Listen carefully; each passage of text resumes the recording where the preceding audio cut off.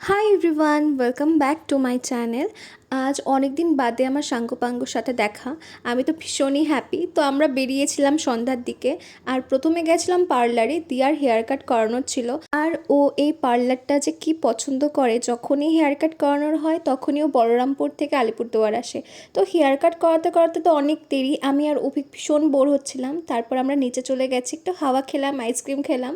তারপর hair cut হওয়ার পর আমরা দই ফুচকা খেলাম। আর অভিক অনেকদিন বাদে আমাদের বাড়িতে এলো।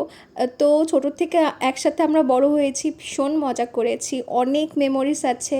কদিন আগে নিশিও এসেছিল, ওর সাথে সেরকম ব্লগ বানানো হয়নি, বাট এরা দুজন ভীষণই আমার কাছের। আর সেদিন হেয়ার কাট করতে করতে না অনেকটা রাত হয়ে গেছে। তবে আমরা যখন একসাথে হয়েছি আমাদের তো একসাথে বের হতেই হবে, সে যেখানেই হোক, রাস্তায় রাস্তায় ঘুরলেও বের হতেই হবে। আর সেদিন যা যা খাবার খেয়েছি সব ভীষণই বাজে ছিল। তো যাই হোক, দেখা হচ্ছে নতুন ভিডিওতে। বাই।